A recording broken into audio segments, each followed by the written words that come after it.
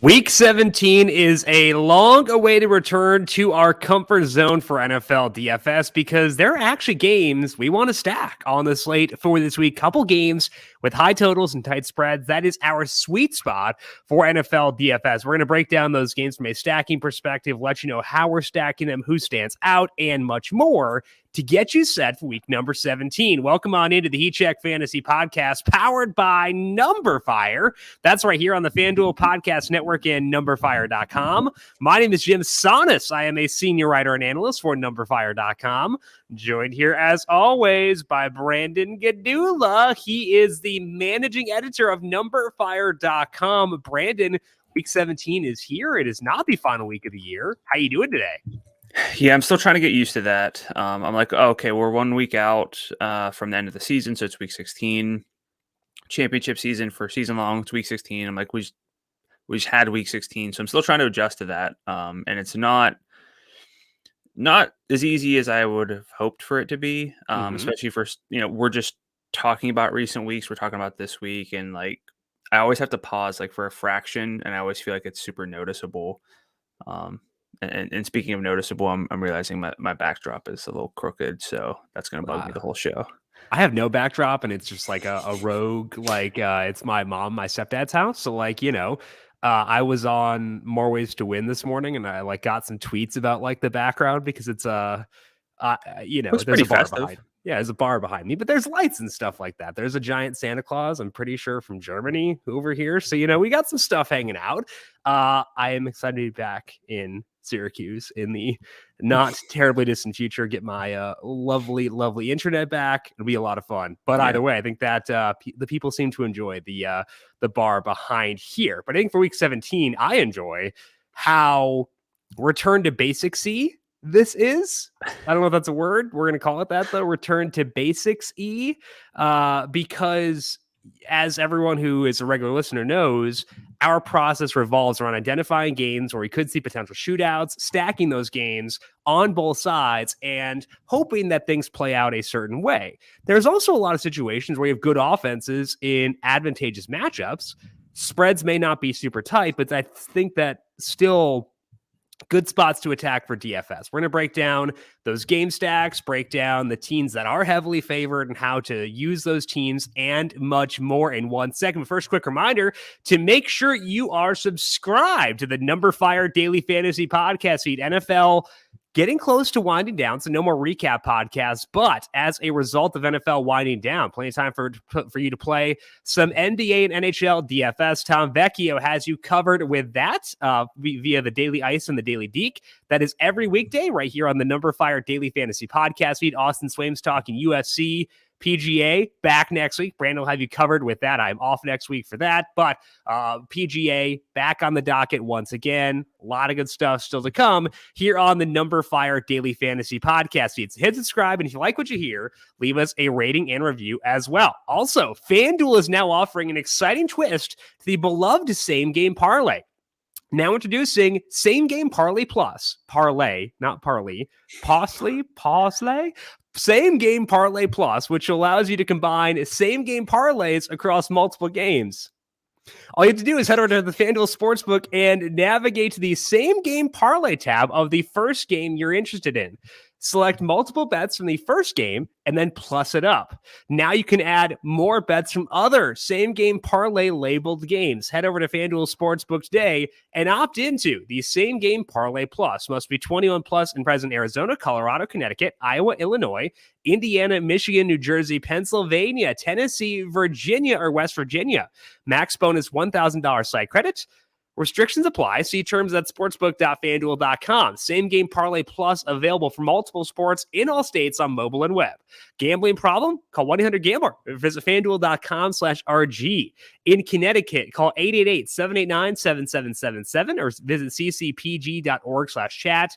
In Indiana, 1-800-9-WITH-IT. For confidential help in Michigan, 1-800-270-7117. In Tennessee, call the Red Line at 1-800-889-9789.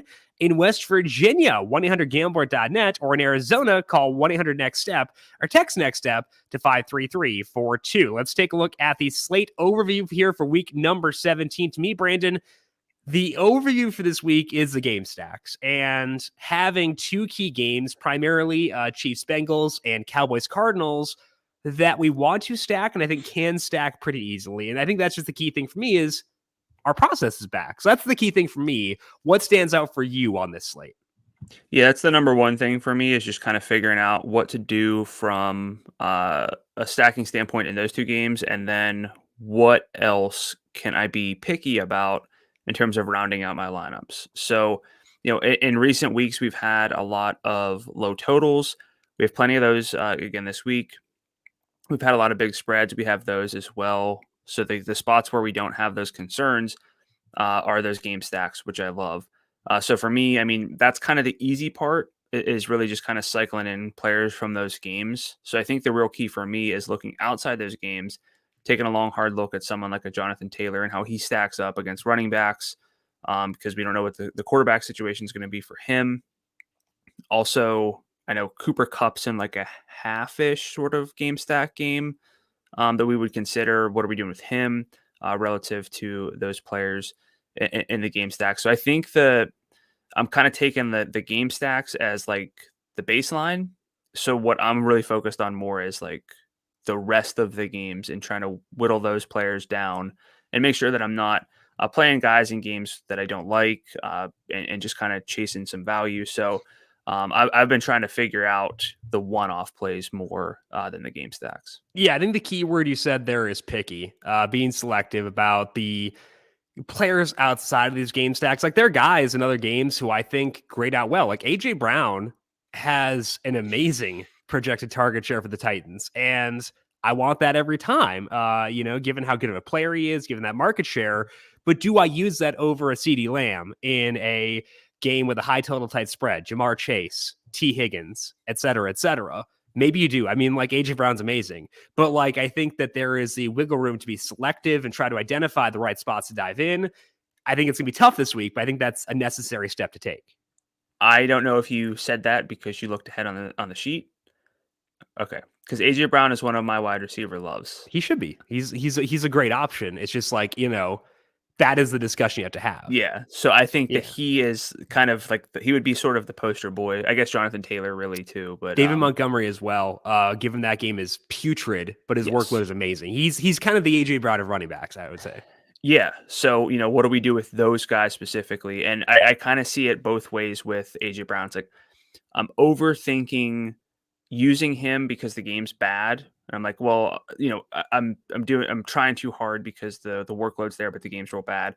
Or I'm trying too hard to avoid that because the game's bad, but I'm ignoring the workload. So I can kind of see it both ways where it's like kind of being stupid either way, depending on the side of the coin I land on. So we can just hedge and, do middling exposures. And that way we don't look stupid either way. Yeah. Okay, let's break down the injuries and COVID-19 news for week number 17. The big one is Carson Wentz. He has tested positive for COVID-19. His status for Sunday is unknown. He can test out of it, but not until Sunday morning. In other words, we won't have final word on Carson Wentz until the morning of the games.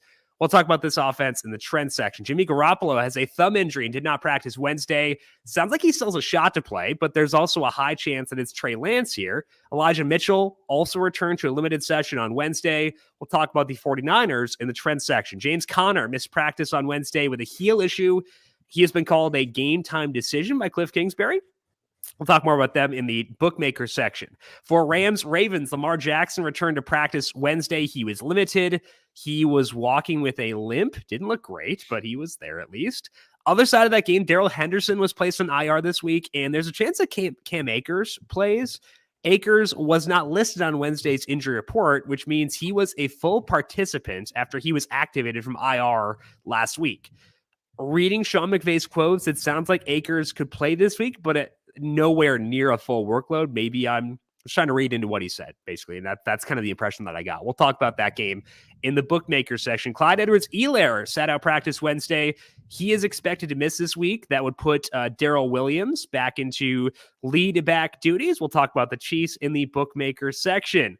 The Bills activated both Gabriel Davis and Cole Beasley off the COVID-19 list on Wednesday. That means that they will be good to go this week, and all the Bills pass catchers are healthy. We'll talk about them in the trend section. First one we can discuss here. Here we go. Miles Sanders has been ruled out this week due to his hand issue. Jordan Howard also missed practice Wednesday due to a stinger. Nick Sirianni has said he thinks that Howard has a good shot to play, and apparently this issue for Howard is separate from the issue that he had a couple years ago that kept him out for like a crazy long time, which is also a neck issue. Let's talk about both scenarios here. Are you using Boston Scott if Jordan Howard cannot go? And would you use anybody here if Howard does go? I don't think I'd use Howard if he plays because I don't know what his workload would be relative to Boston Scott. It'd be somewhat of a 50-50 split with Howard. Probably, I mean, he got some targets last week, but probably have the better goal line role. And Scott generally profiles as more of the pass catcher. But so if both play, I don't think there's enough there. If we get Scott without Howard, I think there's some intrigue there just because of how run heavy this team is. But I don't know if he's my favorite value back. And I really want to make sure that the running backs I play have paths to 20 FanDuel points. I think Scott has that, but he's not going to be a primary play even without Howard. So that's kind of how I'm viewing it. Yeah, I think that I'd be pretty into Boston Scott if Howard can't go. I agree with you where if they both play, probably not going to get there. We saw 3 games of them with Howard and without Sanders this year. In those games, we go by adjusted opportunities, which is carries plus 2x targets. In those 3 games, Scott was at 13 adjusted opportunities per game, and Howard was at 13.7. 68.3 yards per game for Scott versus 70.3 for Howard, which is not terrible, but also not enough to stand out. 37% red zone share for Howard. So he had a good red zone role. Their roles outside of that pretty even. That's not going to be enough for me. But if you give me Scott without Howard, I think that's pretty interesting. Back in week 12, I think they were facing the Giants. And in that game, Sanders got hurt at halftime. Howard was not playing. Scott had, I think, like 15 carries and 3 targets in that game. That's a pretty good workload. And that's even with Sanders playing half the game. Last week, Scott, 12 carries in that one. He didn't have any targets, but like 12 carries there. I would bet that if there's no Howard, we see a healthy amount of Scott. The question is, do I rank him above Darrell Williams, Devin Singletary in the value range, potentially Chase Edmonds in the value range? I think to me, if I'm ranking them out, if we assume there's no Howard, I think it's very possible Scott would be my favorite guy there in terms of workload. I like the situation better for Devin Singletary, and I like the game better for Darrell Williams. So I feel like I'd be pretty even on all 3 personally. Yeah. So I'm coming at this from, I know that those guys are down there, plus potentially Chase Edmonds at 65. So if we lump all them together, that's 4 value backs, if we call them quote unquote value backs. But we also have some backs in the 7,000 range, Sony Michel, David Montgomery. We have Joe Mixon, we have Austin Eckler, Alvin Kamara, Jonathan Taylor on the slate. So if I'm throwing in, not that I like all of those guys necessarily, but if I'm throwing in 4 value backs, I love David Montgomery and Sony Michel. That's 6. Jonathan Taylor 7. That's not that many running backs for most people, but I try to keep it to about 5 across my lineups, maybe 6. So I want to make sure that I'm, again, being picky. So again, if Howard plays, I'm not into either of them. If we don't get Howard and it's full go with Boston Scott, I got to figure out how I'm ranking those guys. And I think Singletary is still first for me just because of offensive expectations. Yeah.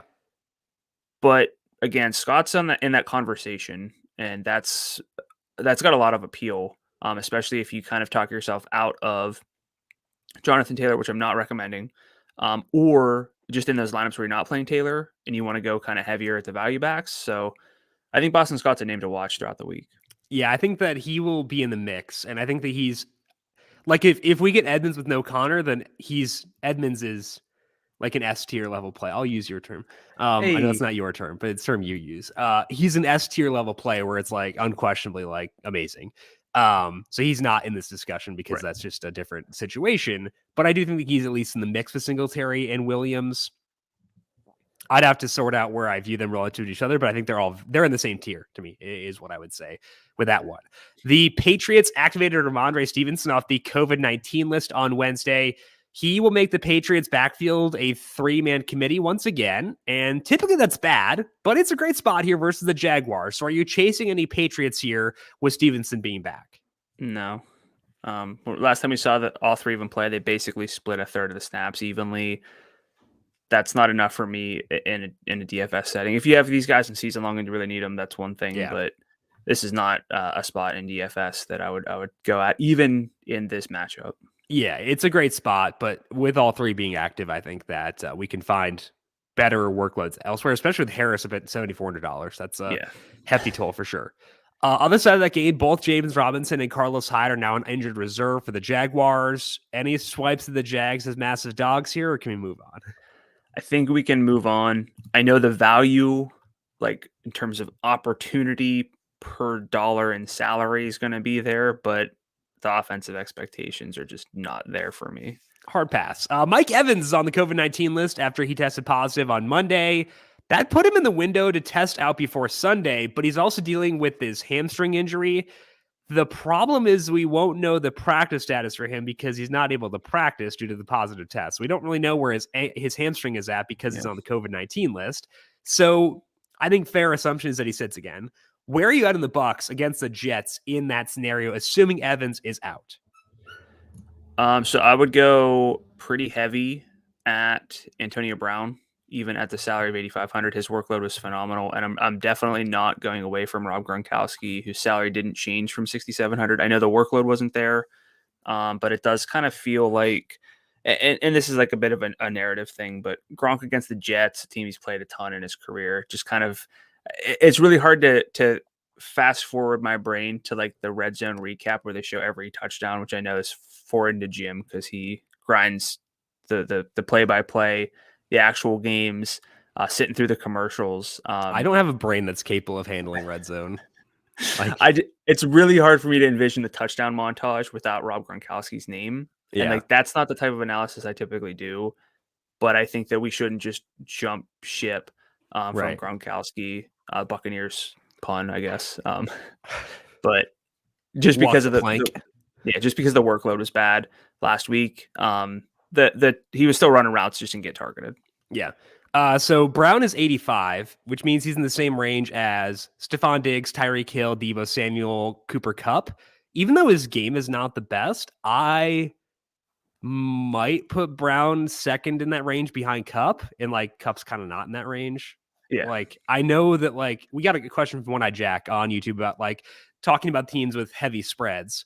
I don't worry about that too much with the Bucs because they're weird and like vindictive in a lot of ways. I don't think Tom Brady likes the Jets very much.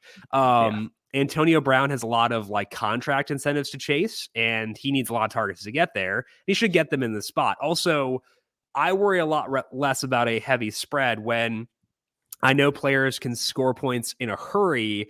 And with the market shares I'd expect for Antonio Brown and Rob Gronkowski in this spot, I think they can get that. So to me, I think of the 8,000 plus receivers, I think that Brown's second behind Cooper Kupp.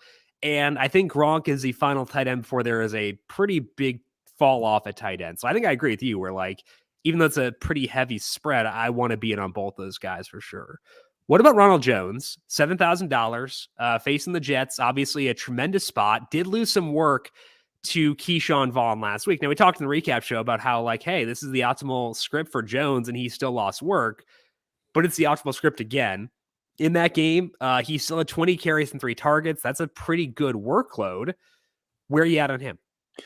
So about 50% of the snaps again this week would be enough for him to have a pretty solid game. I don't love the salary here. And sorry, I was looking up the Tampa Bay pass rate when they were up by at least 2 scores.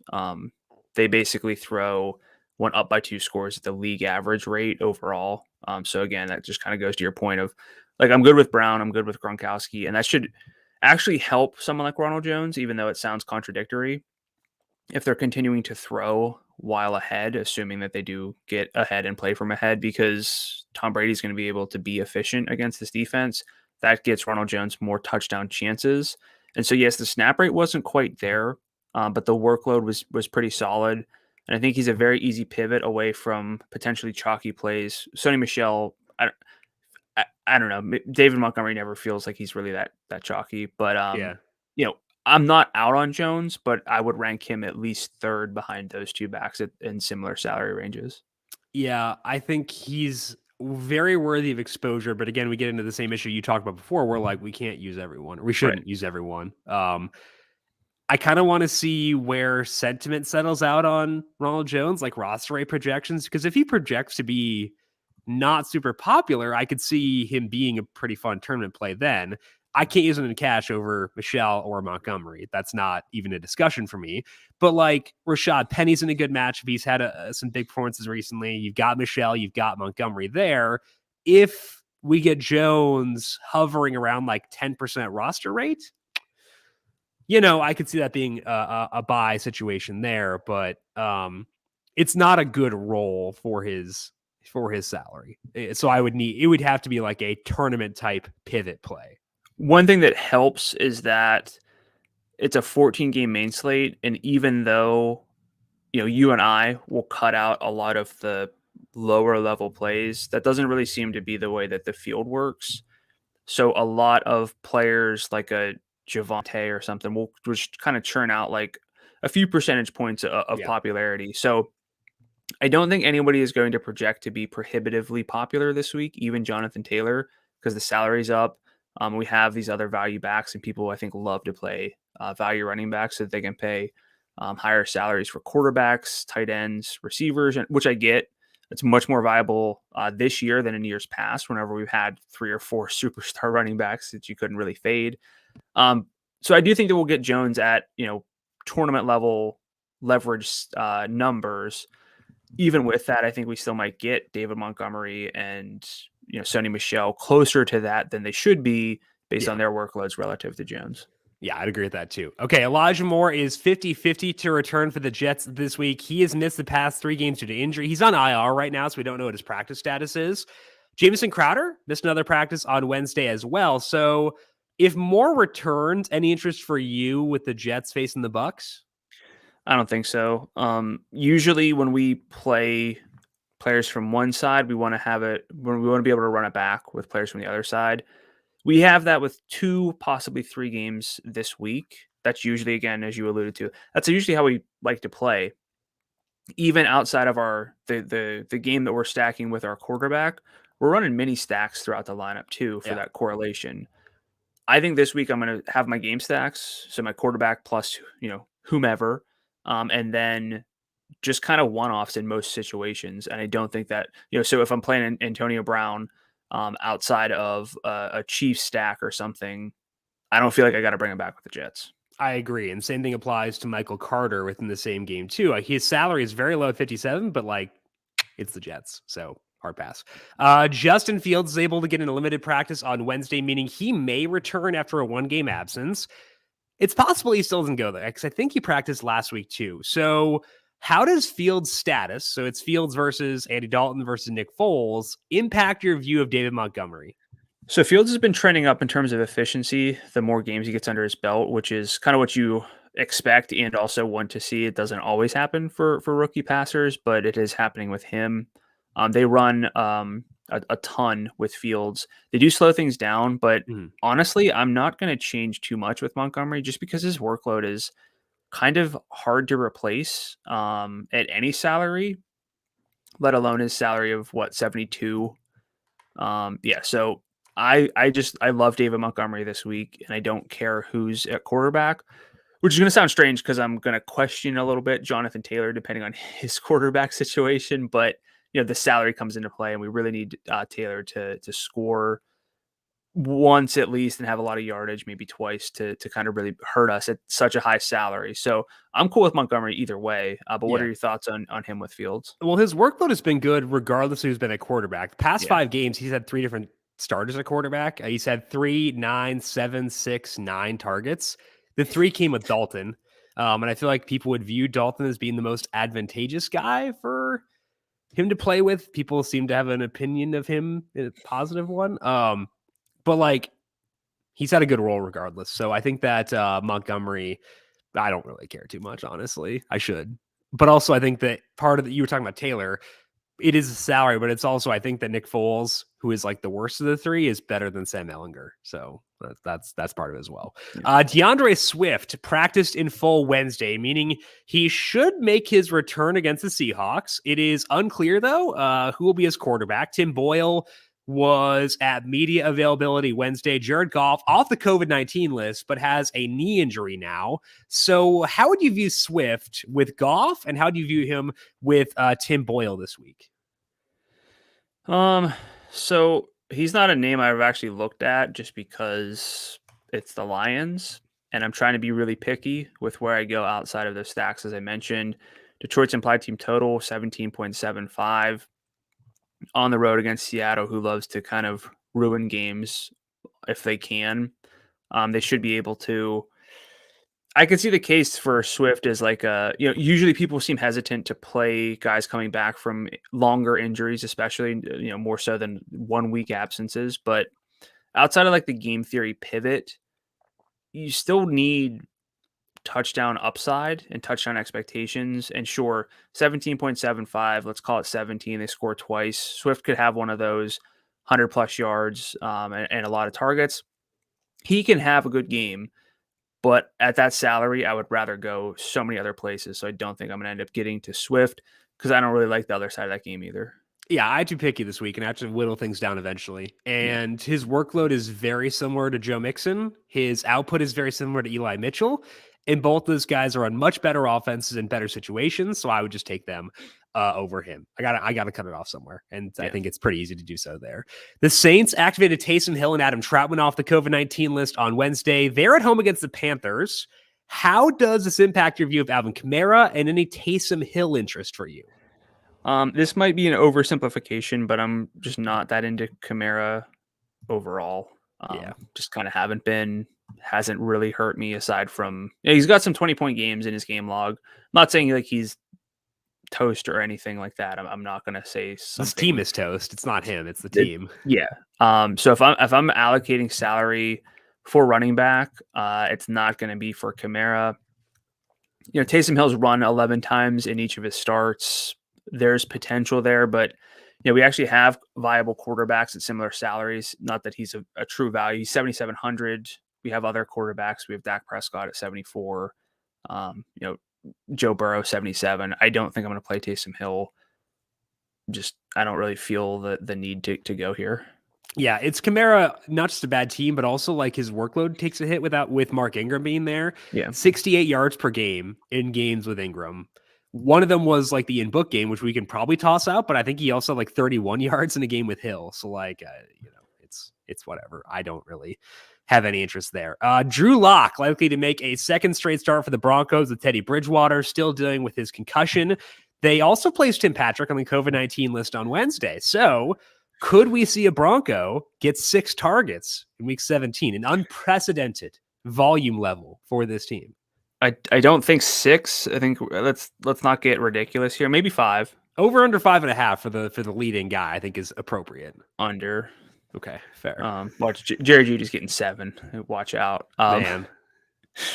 But yeah, Bosa should be back. I think that this really just puts me on the Chargers defense. Yep. I think the only downside of the Chargers defense is they're going to face a lot of rush attempts with Melvin Gordon and Javonte Williams, which does cap upside, but Drew Lock can generate upside in a hurry. So I think that they are still a team that is on my list. Okay, let's take a look at those game stacks we were talking about before and dive into the bookmaker info. Quickly, though, forgot to mention that the FanDuel Podcast Network Listener League is posted. Go to FanDuel.com/league/Listener League, FanDuel.com/league/Listener League. If you were trying to get into it before, it was not up. It is now. So go feel free. Go to FanDuel.com/league/Listener League. $5 entry, 3 entries max. There is no rake. $5 entry, 3 entries max, no rake. FanDuel.com/league/Listener League. Okay, the highest total on the slate is in Dallas for the Cowboys and the Cardinals. It's a 51.5 point total. Cowboys favored by 5. As mentioned, James Conner missed practice Wednesday. He will be a game time call. Seems like the prototype for game stacks here. It's also indoors at a slate where there is some wind. Any downsides of this game or no? I don't think no downsides. I mean, there's never a guarantee that a game hits, but this game seems about as primed to give us a lot of fantasy points from pretty predictable players as we can get. Salaries are low enough.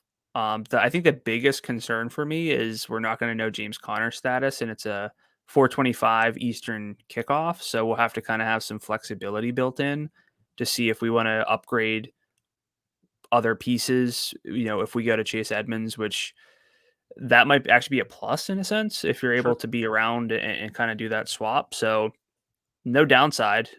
Maybe the downside is just figuring out what the preferred stack is, but that's a Right. good problem to have.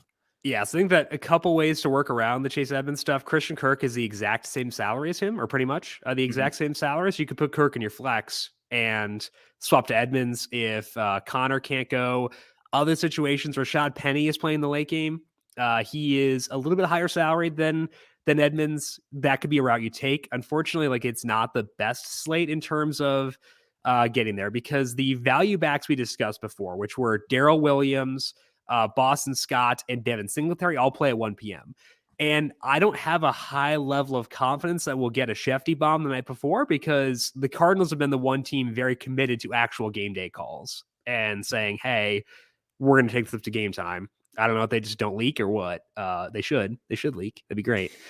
If Connor doesn't practice Friday, I will have a healthy amount of Edmonds in there under the assumption that Connor does not go and just kind of hope that roster rates stay suppressed there, and then I could just switch to Kirk. Yeah, or if Connor wants to go, I'd probably keep some Edmonds still because if Connor can't practice, he's probably not fully healthy yet. But I think that's kind of the way Yeah. I'd play things there.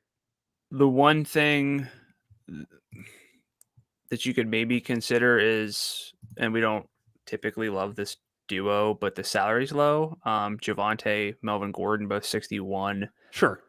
Javonte limited in practice, but he was limited in practice last week and then got in a full by Friday. So, keep an eye on that, but maybe something, and I haven't run the numbers here, but like, pivot down to Melvin or Javonte and then up to, from Kirk to like an Amari Cooper or something like that. That might get you there or something. So, Yeah. you have a few options, but Yeah. that could really pay off if we get the news to break the Yeah. right way. But I'm with you where Chase Edmonds isn't unplayable even if Connor's expected to go. Right. He's like his passing game workload is sick. Okay, so let's take a look here at the pass catchers in this game and also the quarterbacks. Let's start with quarterback. Actually, I changed my mind. I think that Kyler and Dak potentially the top two on the slate. I don't know what order. I think that Kyler's number one because the public tends to under roster underdogs, and they're a 5-point dog here. And we know Kyler has a big path to upside. The slump recently may push people away. I think that Kyler's one for tourneys. Dak is number one for like cashy or like cashy type formats. I think they're 1-2. What about you? Yeah. I think that they're 1-2 pretty easily. I think Mahomes is in that conversation and Josh Allen is in that conversation. Yeah. I'll talk you into. I have to talk you into Josh Allen. This is weird. No, it's just more. Again, it goes back to prioritizing the game stacks. Well, no. I've got a way around it. I'll talk to you about this in trends. I got a way around it. I figured this out. Are you gonna flex a quarterback or something? Sure, they let me.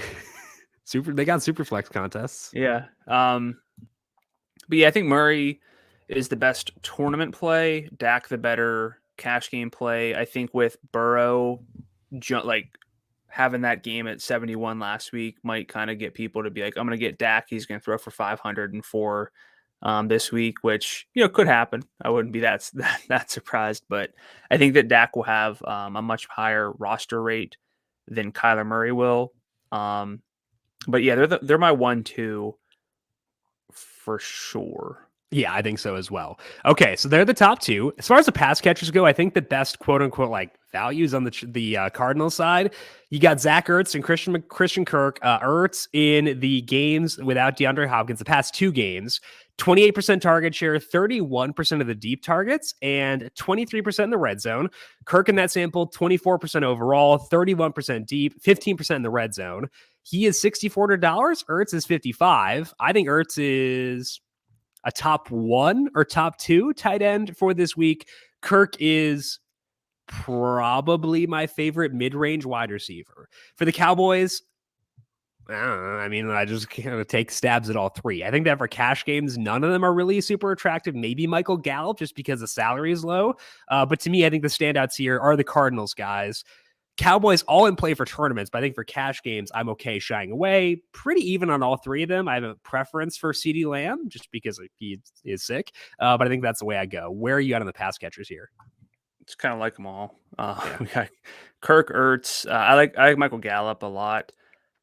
His target share isn't quite as high as Lamb and Cooper's, but his target per route rate is not that far behind Amari Cooper's, which I like in a game where he should be on the field plenty and they should be throwing. And so not a whole lot to sort of say negatively against any of the pass catchers. Problem is kind of narrowing it down to just one stack, I guess. Yeah. I'm going to make you do it, though. You got one stack for tournaments. Where are you going? For tournaments, probably Murray, Ertz, just so that I take care of tight end, and Cooper. Yeah. I have Kyler, Kirk, Ertz, and Gallup. I have both Kirk and Ertz in order to save salary to get Jonathan Taylor. If I use both, it's very easy to get Taylor. I've got a pretty good one in front of me, which does that. It has Taylor in there, not doing anything super stupid at. I have a game stack of Chiefs Bengals in there too. So I think that using both is probably the route I'll take quite a bit, just because, we do see tight ends crop up alongside wide receiver teammates pretty often in perfect lineups or running back teammates. So I think that's the way I go. I also hypothetically, if we get no Connor, I would not be opposed to Kyler, Edmonds, Kirk, and Ertz in the same lineup. I'd probably lop one of the pass catchers off, but I'd be open to it. I wouldn't hate that. I mean, the salaries are low enough that it can work. And we want huge upside. We can get a little bit less tied to raw point upside if the salaries are low enough. So I think they're all low enough there for the we'll call them flex players here. Because Kyler's salary is high, but I love this team and I love this game. Any final thoughts for you on this game? Stack it.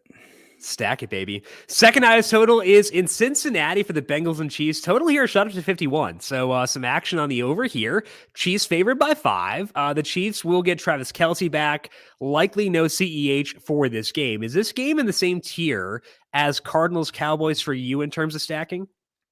I think I have this in its own tier. Is the second tier a full tier below or a half tier? I mean, isn't that just semantics? I don't know. I go half tier. I think it's just a step below. It's not a full, not definitive 1-2. I think it's tier 1, tier 1.5. Well, I've got more concerns about this game than I do the other game. Sure. So I think that's enough for me to say it's a full tier. But it's more like this is tier 2. Then there's a big drop to everything else. Yeah. So either way, this game I like a lot. I think the one thing that's sticking in my head is Tyreek Hill's status is, he got COVID and was exhausted and wasn't himself. And I don't know, some guys have lingering issues. And if we don't know what Tyreek Hill's health status is, that's going to be a little bit of a concern. Getting Travis Kelce back. But he also tested positive. So some of these guys get affected by it and have conditioning issues. And we saw that with Amari. We saw that with Tyreek Hill. I don't know I think that alone is enough for me to say if Tyreek Hill's not at full health, this game has to be a full tier below the other game. Well, I think that the other takeaway is, so if I look at this game straight up without analyzing that, I love Travis Kelce because the Bengals really struggle in preventing upside games to tight ends and running backs, not as much to wide receivers. So that would say to me, okay, Darrell Williams grades out well, Travis Kelce grades out well, but Kelce, as you alluded to, just tested positive. So what's his conditioning level at? I will say it is kind of a homecoming narrative for Travis Kelce. That can't hurt. Played in Cincinnati. So that's a positive. But in a vacuum, I like Kelce most. I have that like slight red flag in my head, though, given that he did test positive for COVID-19 last week. Not sure what the status will be. You know, like you said, Tyreek Hill did struggle with it. So I'm not sure. That is something sticking out in my mind. It does not mean I'm going to avoid them. Maybe I lower exposures half a tick, but that's about it. I think that Darrell Williams is probably going to wind up being my favorite lower salary back. Like I was talking before, I was tough to decide. Might give him a slight edge over Singletary. The one reason I'm not like committing to him as a top guy, despite this being a great game, is Derek Orr's played pretty well. It's mostly been garbage time. It's like he's been coming in for mop-up type duty, but he's been good, and that can sometimes lead to expanded workloads. It did not lead to an expanded workload in week 17 because the first 3 quarters, Williams was out snapping him 26-9. So that's why I still like Williams, but it does stick in my head at least a little bit. So best matchup for Kelce and Williams, but the slight concerns, I think, are why I can't be as enthusiastic about this game as Cardinals Cowboys. Yeah, I think Darrell's going to be not a core play for me, potentially close to it. I might wind up putting him first among the value backs too. I know it's kind of strange to be non-committal at this point, but it's really hard to figure things out, and it takes it takes that longer look as we get closer to Sunday. Really nitpick, see what other value opens up, see the status reports we get on Carson Wentz, so that we can change how we view Right. Jonathan Taylor. If we get Sam Ehlinger, I'm going to bump down Taylor. And so that's going to make me more open to rostering multiple guys in the 6,000 range as opposed to just like 2 of them. I might play all 4 of them if we get Ehlinger and I want to scale back my exposure on JT. So, it's a lot of moving pieces here. But I think that this game is still, with any concerns with Tyreek Hill, great because we can play Travis Kelce and assume that he's, good to go. But for that reason, I can't put it in the same tier. Yeah. Again, I think I'm closer to being with you where it's a full tier below that I am putting it in the exact same tier. So I think that's the way I'd say it. As far as the Bengals side goes, Joe Mixon is my favorite of the non-JT high salaried backs because he has the same workload effectively as Austin Eckler, but he's in a better game / matchup. He leads all second tier backs in yards from scrimmage per game in his most relevant sample, tied with DeAndre Swift for red zone share in each guy's most relevant sample. Best game, very good offense. I like that a lot for Mixon. As far as the pass catchers go, in a vacuum, in a cash game, give me T. Higgins. I think he's tremendous. He's $7,000. Very good player. Gets good workload. Shush. Keep your mouth shut. Great workload. For tournaments, if you give me a single entry lineup, I want to get to Jamar Chase because T. Higgins just blew up. T. Higgins has a lower salary. People are probably going to gravitate that way. Chase, in the games since Higgins returned, still has a 24% target share. He actually leads the team in deep targets at 38%, Higgins 31%, 22% red zone share as well. So if we're talking about probability of eruptions, it's probably pretty similar between T. Higgins and Jamar Chase. So for tournaments, I would like to get to Chase because I think that he is going to be less popular than Higgins this week, despite the fact they should be about even. I think that's pretty attractive to me. So that's where I'm at with the Bengals. What about you? Yeah, it's funny because I've been going to T. Higgins because the workload has been better for T. Higgins and the popularity expectation is generally lower. Yeah. And that's kind of flipped with the salary discrepancies. And so now I've been playing Jamar Chase more in recent weeks. And of course, that didn't necessarily pan out for me last week. It wasn't terrible. Jamar Chase was still pretty good, but it wasn't T. Higgins level. But yeah, I'm with you where I think that Chase is the better tournament pivot. Both are very much in play, like Joe Mixon a lot. The one thing I will note here is that I would anticipate, and again, quarterback popularity is always kind of flat. It's going to be super flat on a 14-game main slate, but Joe Burrow is, as we talked about last week, pretty matchup sensitive, and he's facing another good pass defense this week. He's averaged in 4 games against top 12 adjusted pass defenses based on numberFire's metrics, and the Chiefs are 8th, just about 260 yards per game. I'm not saying that he's going to stay under 300 yards if this game, goes back and forth, but that's the one other bit of hesitation I have here. So like between Burrow struggling a little bit more against good defenses, not knowing where Tyreek Hill's conditioning is, that's why again I'm just I can't put this even a half tier below. So I'm much higher on Cardinals Cowboys, and that's going to dictate a lot of what I do for my core lineups. Where is Burrow for you in terms of rankings at quarterback? Because to me, it's like Kyler, Dak 1, 2. I think Mahomes and Allen are battling for 3. Pretty tight there. And I think I'd put Trey Lance if he were to start above Burrow too. And I don't usually get to 6 quarterbacks. I don't usually get to 5. So that might make it tough. What about you? Are you in kind of the same page there? Yeah, I think after the eruption, and after looking at the matchups and situations for the other quarterbacks, probably just going to be a bit lower on Burrow to the point where he's outside my top 4, top 5. I'm probably not actually going to play him, which is a little bit scary. That's not to say this isn't a 2 quarterback game, because I would say this is a 2 quarterback game, but yeah, for sure. we just have better options, and I can't get out of my head like the idea that Burrow just struggles a little bit against a good pass defense. Okay, let's move on here to the third game in the bookmaker section. My projections have the Rams as the third most efficient offense this week behind the Bucs and the Bills. Rams are 3.5-point favorites against the Ravens. Total is 46.5. Lamar Jackson may return after getting in a limited session on Wednesday. Cam Akers also has a shot to play, which could impact how I view Sonny Michel. Could. The Rams here are very interesting. But the question is, do you rank them above the offense like the Bucs, like the Bills, 49ers, Patriots, who are super heavy favorites against bad teams? Because I think that's the tipping point I get to is, okay, I like these 2 game stacks more. Here, I start to look at the better offenses. What about you?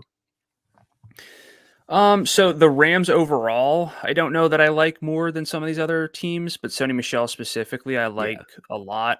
I think it's virtually, and I don't like to project and assume without seeing some stuff. And whenever there's uncertainty, I just try my best to stay away, but I cannot imagine Cam Akers entering like a 50-50 timeshare with Sonny Michel or anything. I think Sonny Michel is going to have at worst a 70% snap rate, more realistically, probably like 75-80%, with Cam Akers barely factoring in.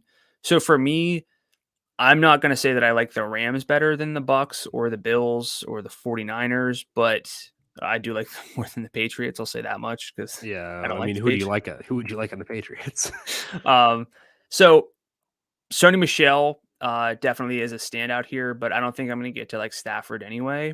I'll play a lot of Cooper Kupp if I can, which is like the tamest take of all time. But I might not get there a ton if I end up on JT. Like I gotta there's not that much value to where I can play Kupp and JT in the same lineups and feel great unless I go with the Trey Lance lineup, and even then, I'd have to see how that shakes out.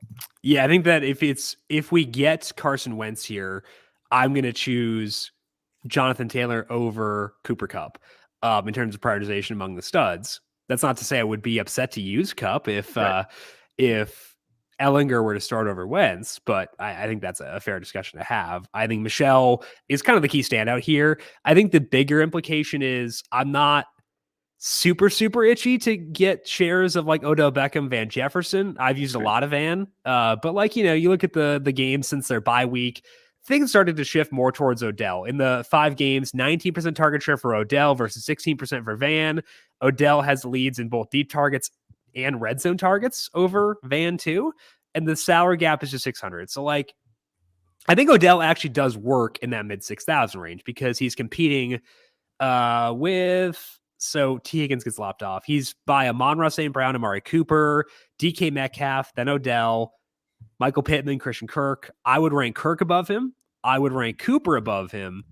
But then Odell comes in after Cooper. So he's in play, but I prefer those guys over him. Yeah. So I don't really think I'm going to play much of the Rams pass catchers outside of Kupp. I'm trying to take a long, hard look at Mark Andrews within this game. I know we're talking more about the Rams, but yeah, if I'm playing Mark Andrews, I think I gotta play. Well, so I just stack him with Sonny Michel most often, but I think if I'm going to play Andrews, I at least need to be more open to like Beckham and Van. So I think that might be just a very easy pivot away from Cup, who will probably have a lot of popularity, Sure. even at that salary. Michelle might get there himself, unless the concerns about Cam Akers scares people off. So I think Andrews and like Van is a very justifiable pivot that you don't have to kind of convince yourself too hard on. But outside of that, I'm not going to play Van and Odell. Yeah, I'd agree with that. Looking at the Ravens side of things here, Marquise Brown, I think I should because he gets targets. He's $6,300. I love Andrews. So why wouldn't I like Brown? So I pulled up his game log. Here are his recent yardage totals: 44, 43, 41, 55, 51, 37. The last time he went for more than 55 yards was November 7th in that overtime. I think it was an overtime game against Minnesota. If it was Minnesota, it was probably an overtime game. Correct. Exactly. It's been bad. And that's despite getting at least 7 targets in all those games. He had 13 for 37 in one of the games. He had 14 targets for 43 yards against the Packers. It's rough. I tried to talk myself into him because it's a decent game, et cetera, but that's tough. Will you get to Lamar if he plays or no? No. I think we have a lot of quarterbacks. It's if he's hampered, stuff like that. Any Stafford for you? I don't think he does enough relative. Again, if I were playing 6 quarterbacks, I could maybe put him in for 6 because I like the game enough to bump him up a little bit more. But other than that, I'm not quite there. And so that probably makes him a really good tournament play. Maybe. I'm not saying he's a bad play. I'm saying he's not high enough on my list that I'll actually sit here and say I'm going to play a lot of Stafford. Okay, so Akers practiced in full Wednesday. They've said that there's a possibility he plays. In addition to those quotes, that's the one that got blurbed up on NBC Sports Edge. Other things that Sean McVay said, though, is that Akers has been running off to the side, kind of doing his own thing to ramp himself up. He doesn't know if or when Akers will play. So he could play this week, but reading those quotes makes me think if he does, it will be in a very, very limited role. Are you getting a similar vibe? The vibe I'm getting is Sonny Michel is going to play 85% of the snaps. Yeah. And if he does that for 71, I know the matchup is tough, but I don't care. Yeah. Whatever. So I think we're on the same page there. Yeah. Okay. Let's move into the trends discussion here for week number 17, starting off with the Colts. Some uncertainty around whether Carson Wentz will play, but I think the fair assumption right now is he does. And we have to discuss what we'll do with JT if that does happen. You're going to take a look at what the Colts have done in similar matchups to what they get this week. What did you find there? Yeah, so of course there's uncertainty about Carson Wentz, but I think either way we can do a little bit of a trend on them. It's either the Colts against sort of pass funnel defenses or the Colts without Carson Wentz. Of course, not a whole lot of sample size on Sam Ehlinger, but we'll get there. The Colts play the Raiders, who are 25th in adjusted pass defense based on numberFire metrics, but 4th in adjusted run defense. So that means they're more beatable against the pass, pretty tough against the run. And the Colts have faced 3 teams that are 18th or worse against the pass, but also top 8 against the run. Now, all of these came week 5 or sooner, so it was before Jonathan Taylor's role spiked. But in those games, Carson Wentz averaged 300 passing yards and 1.7 touchdowns for 20.5 FanDuel points per game. In all other games, 194 yards, 1.7 touchdowns, 15.5 FanDuel points per game. So the passing production has actually been there in similar spots, but again, this is before they started leaning so heavily on Jonathan Taylor. Now, their non-garbage time pace, so when their pre-snap win probability was between 20 and 80%, they averaged 31.6 seconds per play on passes and runs. That would rank 30th out of the split, 33 seconds per play. That would rank last. So either way, they're not fast, but their pass rate in these games against good run defenses, beatable pass defenses, 61%. That would rank 11th on the full season. Out of that split, 56%, that would be 22nd. So that does show a tendency to kind of do the right thing, throw the ball more against bad pass defenses with good run defenses. Now, they have faced 4 top 10 rush defenses since that week 6 role change for Taylor, but all of them are also against top 11 pass defenses, so just good defenses overall. So it's not a perfect fit for what this matchup is, but in those games, Carson Wentz has had 26 attempts, 51 in overtime, and sort of trailing later in the game to the Titans. So again, 26, 51, 20, and 28. And in those games, Jonathan Taylor's averaged 23 carries, 3 targets for 29.3 adjusted opportunities per game, 136 yards, 25.2 FanDuel points per game. So even though there's a chance that they throw the ball a bit more with Wentz, there's still plenty for Jonathan Taylor. And again, throwing the ball against bad pass defenses is generally a good thing for running backs. So I'm not that concerned. My fear was just going to be that they actually, because this team is, they've shown that they're smart enough to kind of take advantage of matchups. So even with that, I don't think there's enough to go away from Taylor. That was the ultimate goal for the trend, assuming Wentz plays. I will say in those 4 games against the tough rush defenses, Michael Pittman Jr. has got a 30% target share. It's 9 targets per game, 34% air yard share. I think he's a very viable pivot if we want to go away from Taylor, assuming Wentz plays. So if we get Wentz, I like Taylor. I think that Pittman Jr. is a decent pivot if you want to kind of talk yourself into that. But if Wentz isn't cleared, the team's going to start Sam Ehlinger. The team seems to like him well enough, but just a super small sample in the preseason, 31 pass attempts, 9.3 yards per attempt, 3 picks, no touchdowns. He had a 63.8 passer rating or passer grade from PFF. I can't imagine that there's going to be enough there. So you say, okay, they're going to lean on JT, feed him as much as he can if they're starting Sam Ehlinger. Usually we're going to say that's not a good thing. And I think a lot of people will think that's a good thing because the efficiency for this offense is going to go down. So basically, I'm anticipating minimal passing efficiency and scoring opportunities for this team. So I'm having a hard time getting super excited about Taylor if we get Ehlinger. Is that dumb? What's your read on Taylor in this offense this week? Yeah, I think okay, so like let's say we have a situation where Ellinger's going to play. I'm not going to cross off Taylor, but I'm going to lower him a lot. So I was going to say, yeah. What percent of rosters do you think Taylor will be on if we get Wentz, and then what does that drop to with Ehlinger? I would say 50 to 60 with Wentz, right? Yeah. And then dropping down to 25% with Ehlinger, probably. I was going to say 20-25. Yeah. Yeah, I think that's probably where I'd wind up as well. So it's a significant thing for the reasons you mentioned. I don't think I'm going to get to Pittman if Wentz plays. Yeah. I think the target stuff makes sense, but like he's by Kirk, he's by other like Amari Cooper's there, Gallup's beneath him. It's really hard for me to go with him there, especially, Wentz did test positive too. Not sure what his conditioning level will be. So I think that's where I'd be. So cutting exposure in half to JT if it's Ehlinger, and probably not in on the pass catches regardless. Yeah, I think I'm with you where it's enough to downgrade JT, and I don't view it as a positive that they'll just run the ball more. We don't really think that way here, which could be wrong. The workload, but the thing for Taylor's, the workload's going to be good either way.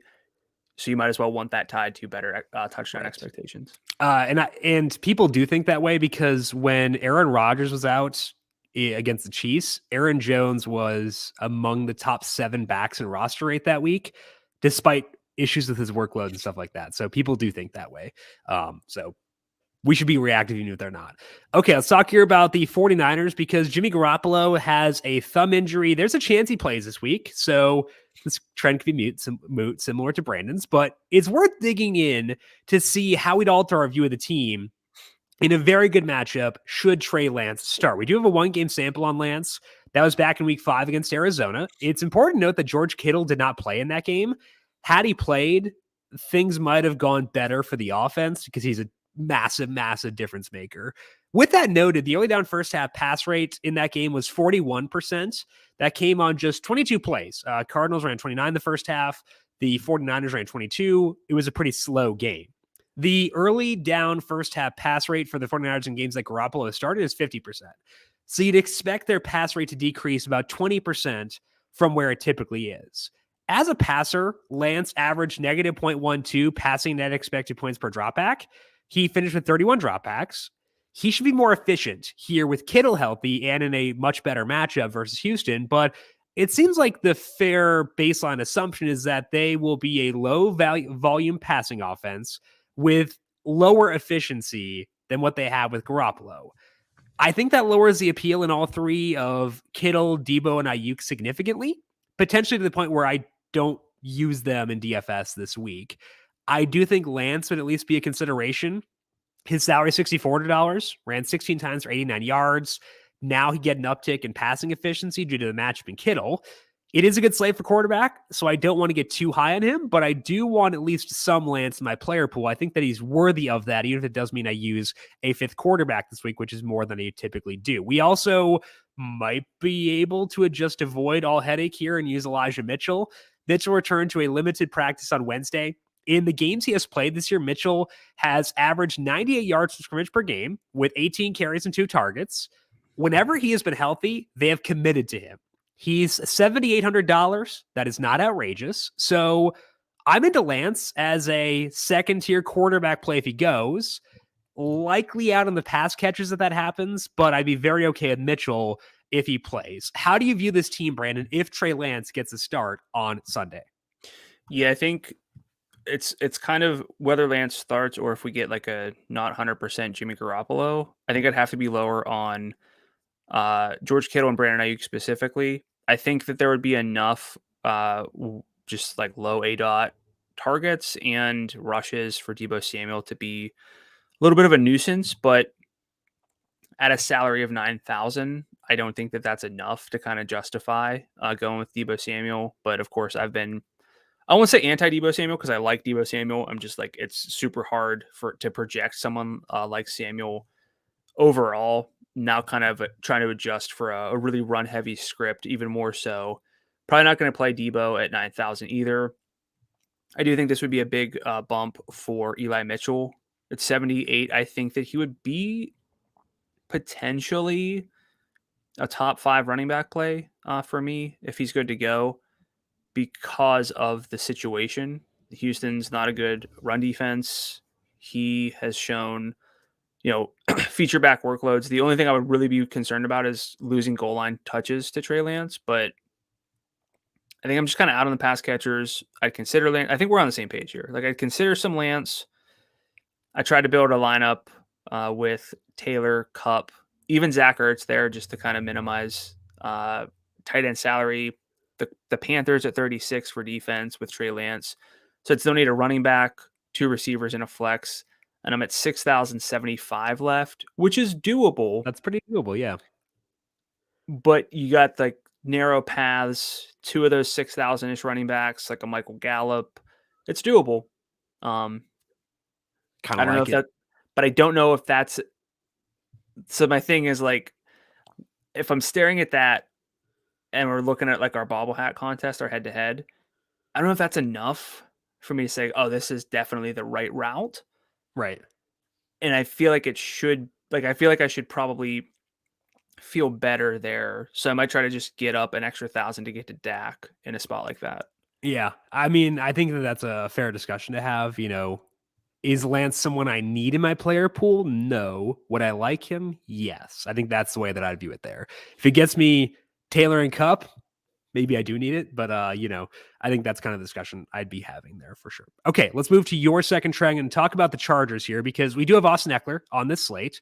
Mike Williams should be back. Keenan Allen is here. A lot of high usage, fun guys, but they're facing the Broncos. Broncos kill fun. So Brandon, you're talking about upside games allowed by the Broncos and whether we should still be in on the Chargers in this spot.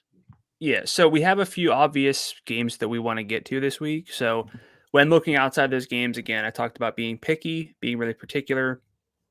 If we're looking outside those games, we want upside. We have some big names in this Chargers offense, but I don't know if we have the big upside that we really want. And part of that is just because of the Broncos. But I would say like the Chargers, just based on like team player recognition, is like this could be a spot that like people aren't on as much as they should be, but I'm going to pump the brakes here before even digging in to the numbers. This is a second time around divisional matchup for them. In the first game, Justin Herbert did put up 303 yards, 2 touchdowns, 2 picks for 21.7 FanDuel points, but that That was the highest single game output for any quarterback against the Broncos all year.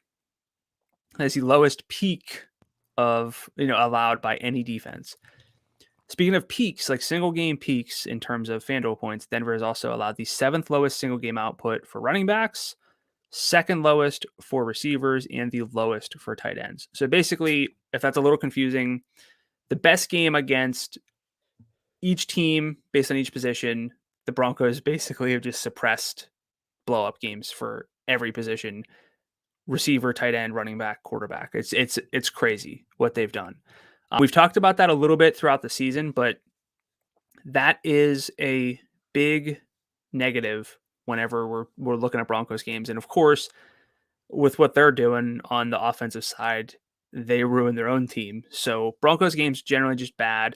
And I'm trying to I'm willing to be different. I'm willing to look deeper at teams that aren't so obvious, because I know if you're listening and you're looking for like tournament plays and we're talking about stacking the games, the high totals and the tight spreads, it's not the most fun, but there's a reason sometimes. And the reason is like some other games aren't as good as we might want them to be.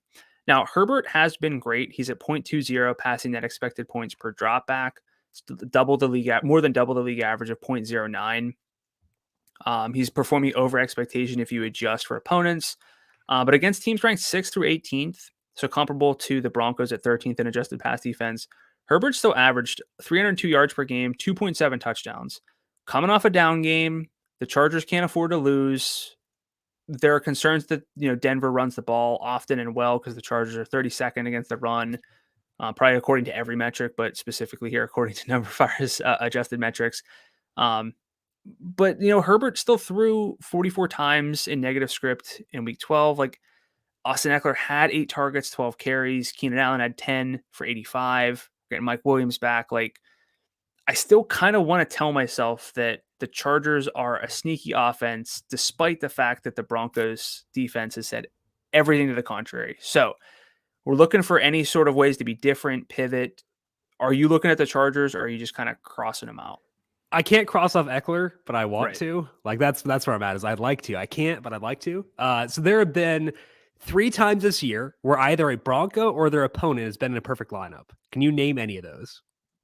So 3 times a Bronco or an opponent has been 3 total times. No. Malik Turner in week 9 against the Broncos, that game where the Broncos torched the Cowboys and Malik Turner got 2 garbage time touchdowns. Melvin Gordon week 14. I think that was the Lions game where he had like 2 touchdowns, and so did Javonte Williams. And Noah Fant in week 6. That was when Jerry Jeudy was out. That's it. They are a garbage team for DFS. Like, they kill all things fun, and like they've been a good team. This is no shots fired at Denver. But like, for me, the DFS player, bleep them. I don't want any. I hate them. So I just don't want to deal with it. I'd like to cross off Eckler. Would like to get there, because it's just a dumb situation. I've got a lot of options. I don't want to force it in bad situations. Yeah, so I think I might even be out on Eckler. We're trying to narrow down our running backs and our player pool in general. I think there's not enough for Eckler. Even, again, he might get double-digit targets, but I don't know if that's enough for me. I agree with that. Okay, so let's move on to my second trend and talk about the Bills, because they are justifiably 14.5-point favorites against the Falcons. My numbers say it should be 11.4, so, not quite that big, but still a one-sided game. I wanted to dig in to see how we should alter the Bills on a game they're likely to dominate. Lucky for us, there's a large sample here, because the Bills, despite almost not being in the playoffs, have won 9 games by at least 2 scores this year. They're a wild team. In those 9 games, Josh Allen has crushed. He has averaged 27.3 FanDuel points per game. He has scored at least 31 FanDuel points in 3 out of 9 games. He has scored 36 twice. Our worry about quarterbacks in games with heavy spreads is upside. That is not an issue with Josh Allen specifically. His salary is $8,800. That's the highest in the slate. I love the quarterbacks in the game stackable games, but I'm considering putting Allen in a quarterback, stacking him, but having no bring back, and then I'll game stack the shootouts with the other slots on my roster. There's a strategy, Brandon, to get around it. I was talking about before. The upside issue has been more pertinent with the pass catchers. In those 9 games, only 4 times has a receiver had 20 plus FanDuel points. The fun thing is, it was a different receiver every freaking time. Love it. There have been 17 guys who have gone for at least 15 FanDuel points in these games.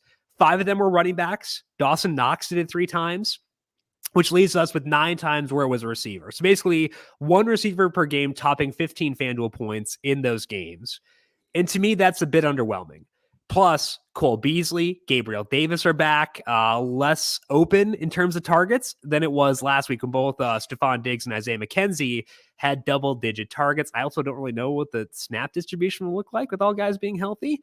I think the takeaway for me is that I should be very open to running Allen by himself out there as a quarterback. I should also give strong consideration to stacking him with Devin Singletary or Dawson Knox. That way, I sidestep the receiver issue and can keep the receiver slots open for the game stacks. I'm still going to use Stephon Diggs. I think he helps me justify going else, but I think that like he'd be the one guy I'd want to turn to here. But this discussion has made me open to being a bit weird with my quarterback slot, specifically with Allen. So, A, do you agree with being high on Allen? And B, are you receptive to being higher on Singletary and Knox for stacking?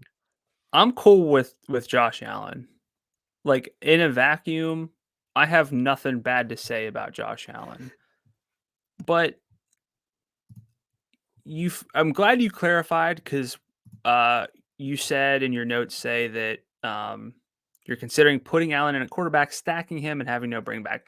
The issue is in the middle of that. Stacking him he is so hard for me to stack, harder than probably any quarterback I primarily play, because you think it'd be Stephon Diggs, but it isn't usually Stephon Diggs. It can be, but it also can be anybody else. It can also be like nobody in particular, and that is an issue, because if Josh Allen puts up 30 and you have him with Stephon Diggs or even like a Gabriel Davis or just whoever, and they get like 12 points, Yeah, that's not a good output. That's not like a good stack. So you have to be open to playing Josh Allen by himself, which I am, but then the probability goes down for your lineup to hit, because generally when a quarterback has a good game, his receivers have good games. This team just doesn't operate that way. So I've been lower on Allen just in terms of like I'm always high on Josh Allen, but I don't play him as much as I should or as much as I like him. So I think that you're onto something with like a Singletary Knox stack. I don't know if I'll get there with Knox because I have too many other tight ends that I think are in good spots, but a Singletary Allen stack is probably going to be my favorite. And I don't actually know if I'm building 10 lineups overall, not 10 Josh Allen lineups. If I'm building 10 Allen lineups, I might just stack them only with Singletary and not risk trying to guess at the receiver stacks. But the overall takeaway is you're receptive to that strategy of like, yes. Yeah, okay, cool. I think the best corollary in terms of who is healthy for this week would be week 14. That was the game where they were facing Tampa Bay. In that game, Stephon Diggs had 13 targets, Cole Beasley had 11. Those are inflated because they played in overtime and were playing from behind. But Diggs was the lead target guy there. Yeah. Dawson Knox in that game did have 9 targets. That was more than Gabe Davis, more than Devin Singletary. I think that's kind of interesting. So I think that Knox is, I might just use him with Allen, but I think I would use him with Allen. I think the honest is like, if you give me 10 Allen lineups, I'm probably going 3 Knox, 3 Singletary, 3 Diggs, 1 naked. Somewhere around there. I don't have anything against that if you're cool running out 10 Allen lineups. So market share wise, that week, Diggs would be at 26%, Beasley 22%, Knox 18%, Davis 16%, Singletary 14%. Yeah. Those are fine market shares.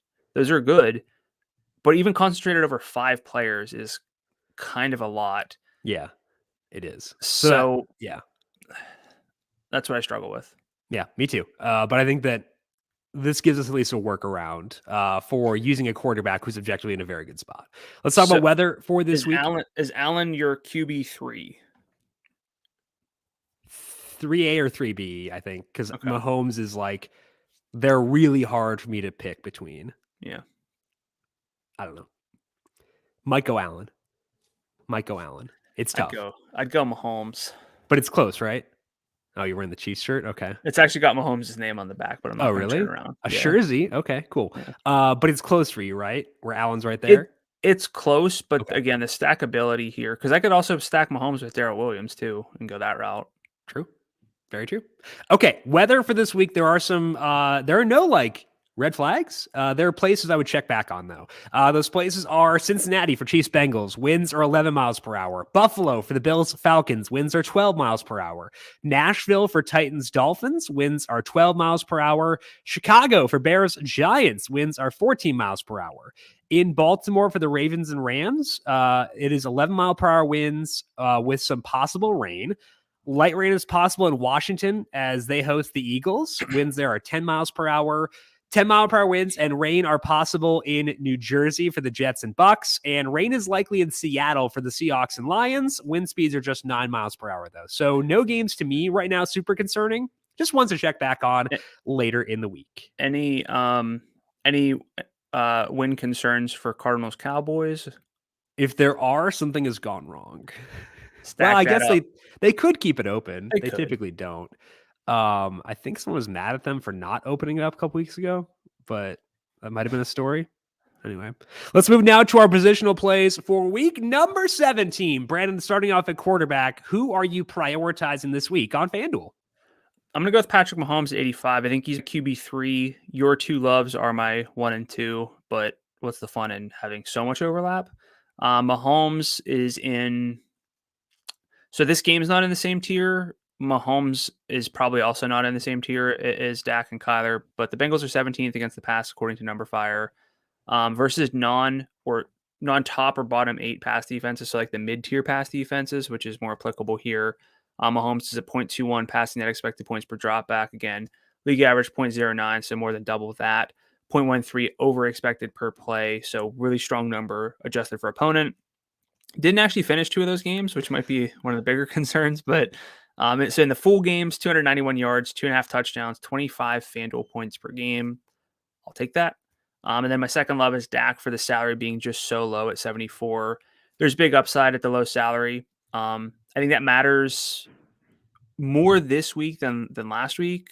One of the reasons I didn't play as much Joe Burrow as I wanted to is there just kind of didn't need to get salary to go up. We have tons of reasons to go up at salary, at running back, receiver, and tight end. So I think Dak has a lot of appeal there.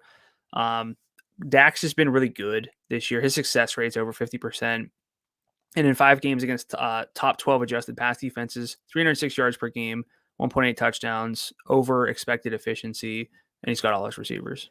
Yeah, Dak is one of my loves too. Part of it's because I expect Tyron Smith back this week.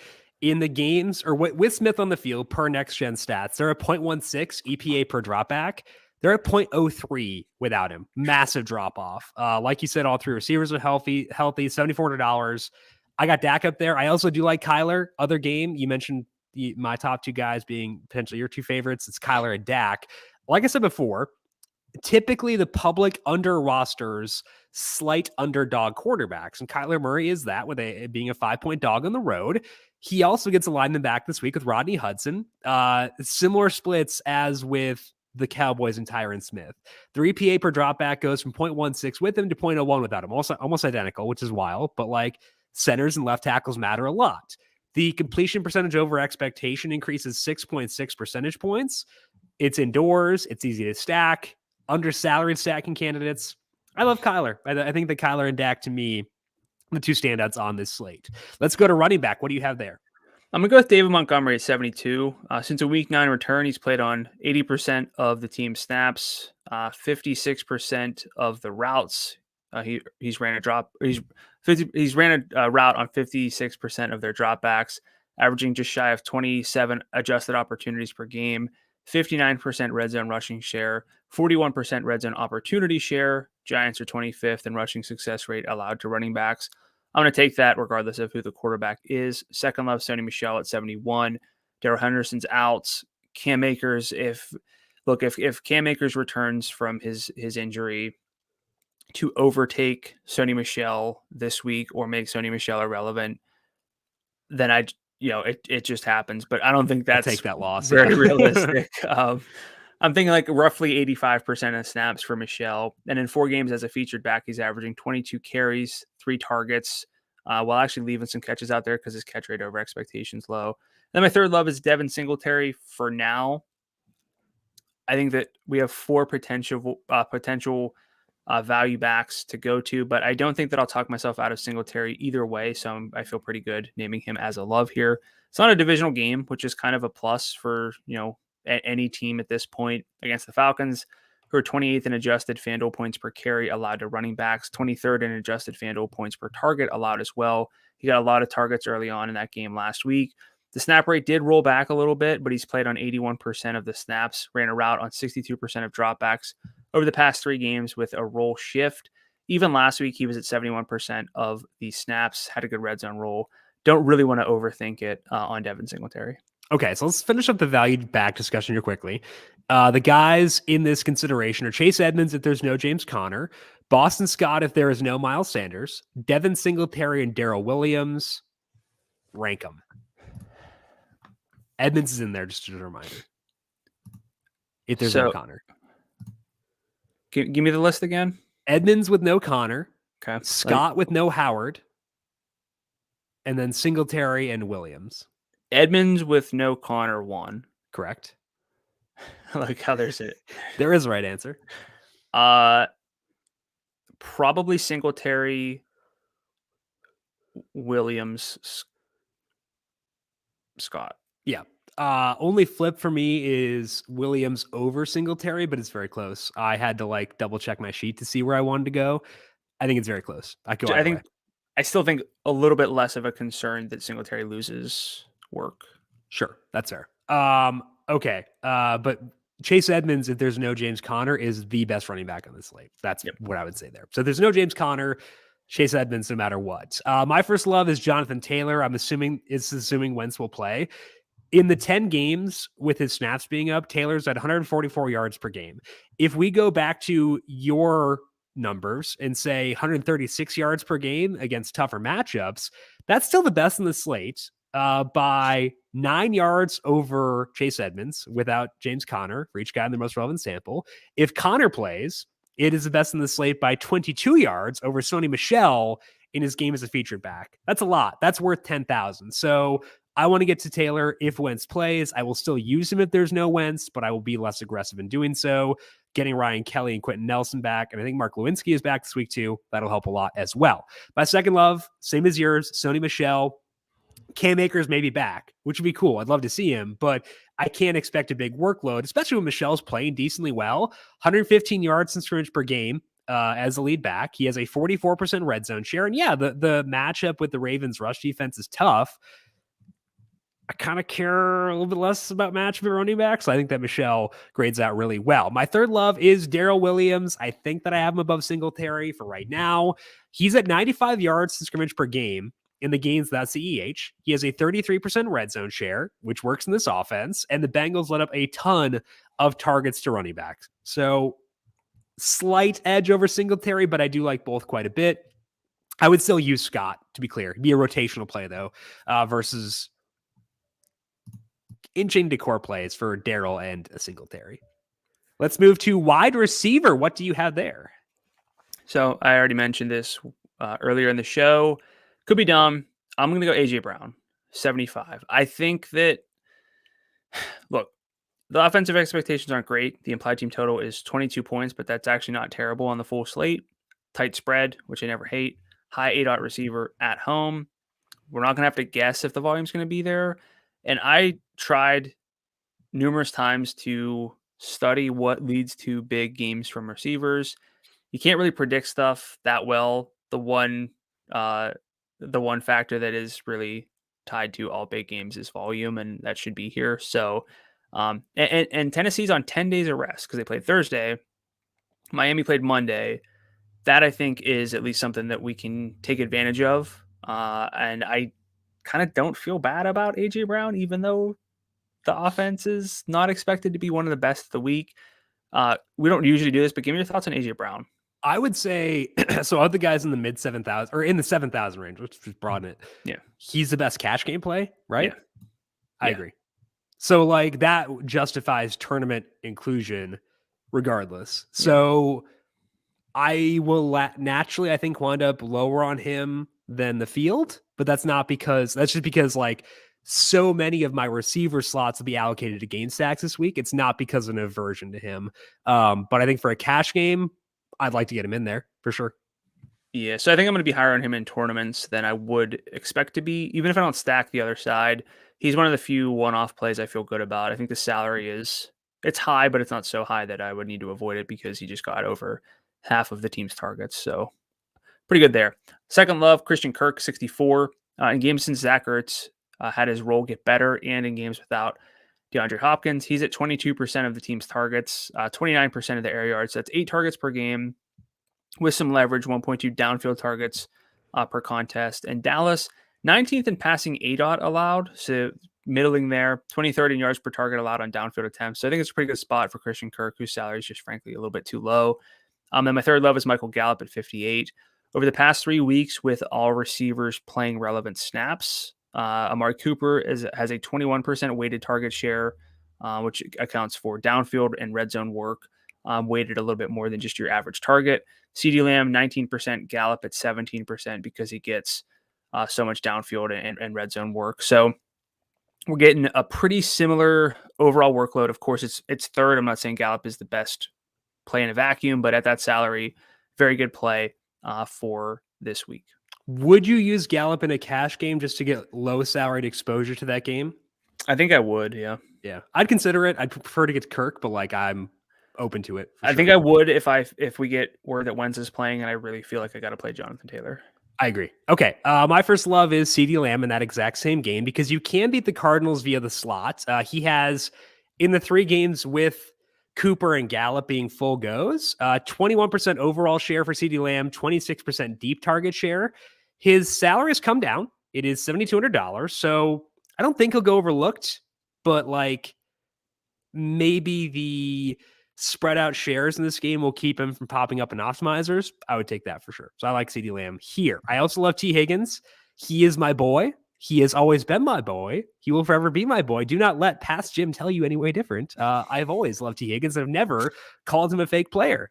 Since the return, T has a 25% overall target share, 30% deep, 24% in the red zone. As mentioned, I do want to get to Jamar Chase in tournaments because I think that the roster rates will deviate towards will gravitate towards Higgins, but I'll take it for sure. My third love is Christian Kirk in the 2 games without DeAndre Hopkins. Kirk is at a 24% overall target share, 31% deep, 15% in the red zone. He's largely been in the slot, which means we don't have to worry about shadow coverage. I wouldn't worry about it from Trayvon Diggs anyway because he's so aggressive. But $64 for Christian Kirk. I love that. Target should be good. Great game. Great situation. Love it all. Let's go to tight end. What do you have there? So I'm going to go back to Rob Gronkowski, 67. I don't want to, again, abandon Gronk in a spot that should really benefit him. Again, I can't really shake like the Brady and Gronk against the Jets sort of narrative. Like there's just something that I can't stop. But also there's more to it than that. The Jets are 30th in adjusted FanDuel points per target allowed to tight ends. And Gronk ran 77% of the routes last week, but had just 2 targets. So that's 8% of his routes he drew a target on. His full season rate is now 25%. So things should get better there. And then my second love, Zach Ertz, just kind of too easy. I'm going to be heavily exposed to Zach Ertz. I can already feel that. 11 and 13 targets the past 2 games. And again, in 5 games without Hopkins, since his role has been better, he's at a team high 24% target share. That's 8.8 targets per game in a shootout. You don't really often get tight ends leading their teams in target share, but we have that with Ertz, and I think that's here to stay. Yeah, I think it is too. Zach Ertz also one of my tight end loves this week. He has a 28% share past 2 games. Just absolutely disgusting. In that time, he gets deep work. So we talked about this on Monday. Opportunity costs the position. Typically, there is that with low salary tight ends. I don't think that's the case with Ertz. I think that he has the upside to hang. My high salary love is Travis Kelce because the Bengals let up a lot of production to tight ends. They faced 3 elite tight ends, Darren Waller, George Kittle, Mark Andrews. All 3 of them had 15 plus FanDuel points. They let up 22 plus points to George Kittle and Mark Andrews.